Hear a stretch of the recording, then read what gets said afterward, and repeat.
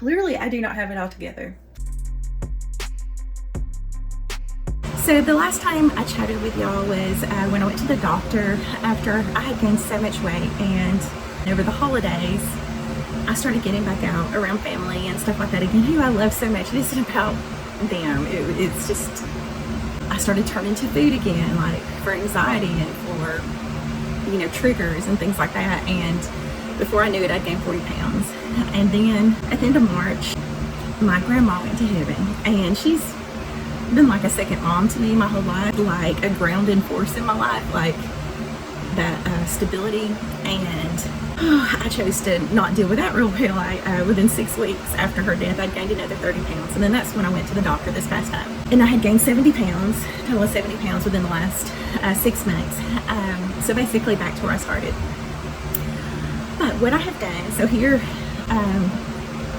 here's the positive things. This is what I'm gonna do. Like, first of all, I thought, well, I lost all this weight the last time, so I know how to lose the weight. But what I didn't address was why I turned to food to begin with. I need healthier ways to deal with hard things, to deal with anxiety, to deal with sadness. And, you know, we all have our things. Some people turn to alcohol, some people turn to drugs, some people deal with it healthy. But for me, my drug of choice was food. And so, but I'm going to find a healthier way to deal with it. So yeah, so I guess I'll go weigh in now. And yeah, just to let you know again, I'm sure it's about the same. Okay, here we go. The next chapter. Hopefully this time, this will be it. I will figure this out and be able to keep this weight off once I get it off again. But anyway, here we go. A new chapter. It is 10:34 Monday, July 31st, 2023. And we got this. Yes, we got this. Okay, I'll put my phone there like I usually do. Anyway, okay. It's about the same as what it has been. All right.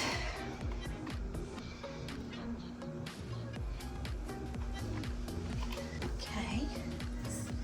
272.8. Okay.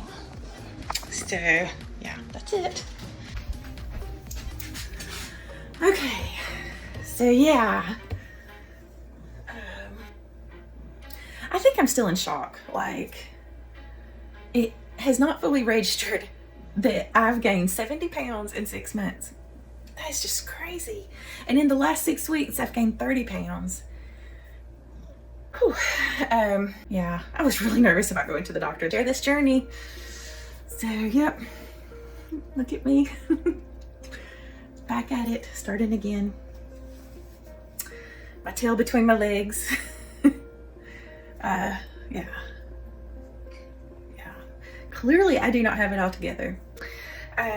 But what I'm trying to focus on is just that, you know, I can't help this has happened, but I feel like it's emotional eating. I have a big problem with emotional eating. And then I think that once I overeat emotionally, that it's then raising my insulin levels really high. And that, you know, kind of compounds the problems, because if your insulin is high, it's really hard to lose weight. Your hunger is going to be stronger. So I think I'm just kind of in a downward spiral. So hopefully this game plan that we have will help with that. And then, yeah. And then kind of my game plan with everything else is I'm going back. I'm going to do intermittent fasting. That really helped the last time I lost weight. And then I'm not going to do restrictive diets anymore, as far as like cutting out food groups and being, I don't know, I just feel like I was developing worse disorder eating because of restricting myself so much, that on the days that I wasn't dieting, I was overeating so much because I knew that it was about to be taken away from me. And I started dividing all my foods to cheat day foods and diet day foods. And so on my cheat days, I was just eating way more than I really wanted or would normally eat. So I'm trying something different there to kind of help heal that part of my disordered eating, with just try to, you know, choose healthy or options if I'm up for it. But there's not going to be any good or bad foods or allowed or not allowed foods unless I'm allergic or have reactions to them, unless it's something medical, of course. And I'm just going to see if I can reteach myself balance and how to eat in moderation and just, you know, eat in what I feel like is like a normal way to eat without being like obsessed with it, with food and everything. And then for the emotional eating, I have a therapist I'm working with. directly working on a couple of things. Like for one, finding better coping mechanisms, like becoming strong helps me feel safe rather than needing the, you know, protection, the fat barrier to help me feel safe. So I'm working on lifting weights and things. And then the other thing, that overeating, emotional eating is also something that we do, that I'm learning that it just kind of smushed down those hard feelings, and to not have to feel the fear and the sadness or the grief or whatever it is we're feeling. So I'm also kind of working on letting myself sit with those negative emotions and not trying to hide from them, and just feel them a little bit too. So I'm just working on different strategies to help heal that emotional eating, and then my diet to lose weight, the medicines to help jumpstart that, and, you know, learning how to eat balanced, and then doing the intermittent fasting. So that's kind of everything. So yeah. And I'm gonna try, I know I always try to be so authentic with you guys, but I'm trying my best to even be more so. I want to, you know, if there's things that embarrass me, I sometimes won't share them because I'm like, oh God, I don't want to see that. But I'm gonna try to share the good, the bad, the ugly, and kind of go from there. Like, yeah, like I'm trying to get my life together and clean. And so like, there's my mess. You can see, actually you can't see as much, but it's messy. And my kitty cats, got my sweet kitty cats. I'm gonna share them. Like, I just want to share my world, my life, and what it's like, and share with you really what I have done. I have isolated. I mean, basically, like, I was looking up agoraphobia, and I've basically had that for the last 5 years. I have stayed inside. Like, when coronavirus hit is when I finally felt safe, because then I knew nobody would come over.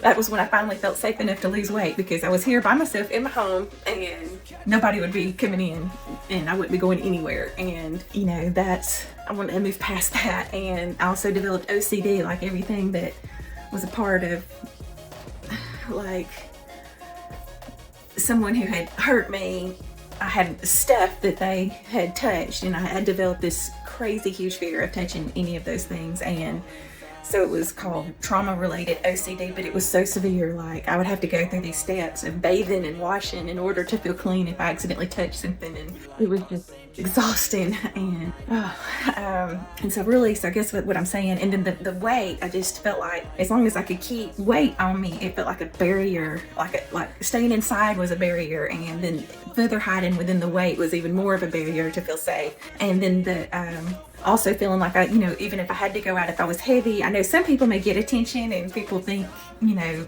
are attracted to but I wasn't. I when I'm heavy like this, when I go out, I do not get paid attention to like I do if I'm thin, and that's my experience. And so I feel safer when I'm this weight and go out, because I don't get paid attention to. And like so anyway, so that's all of that.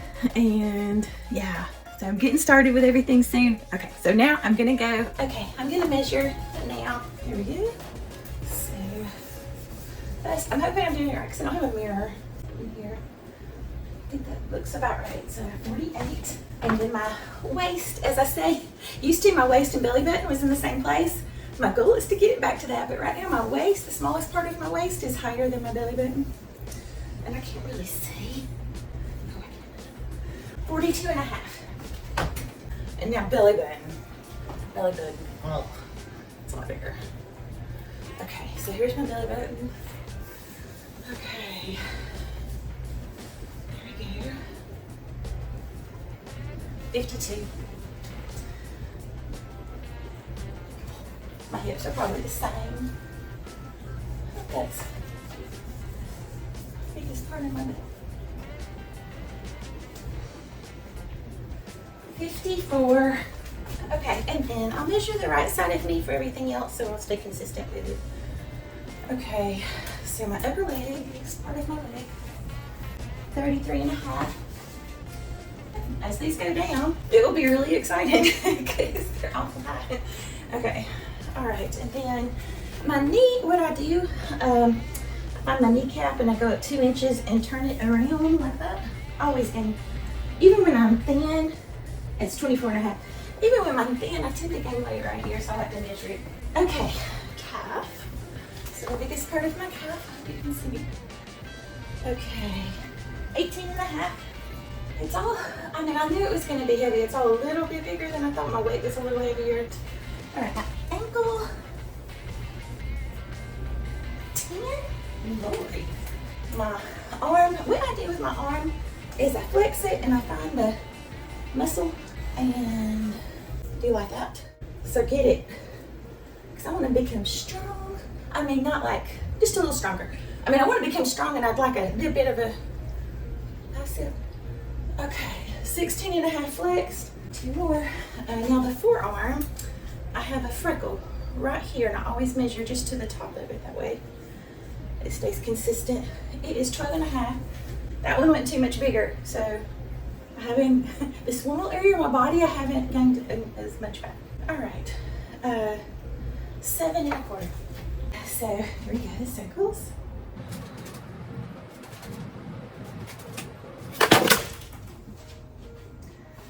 I really need you to stop it, honey. Okay. You are such a booger. Okay. She's still so young, she's a little bigger. She gets into everything. Everything's fascinating. Okay, I'll do one more set of circles. Let me see.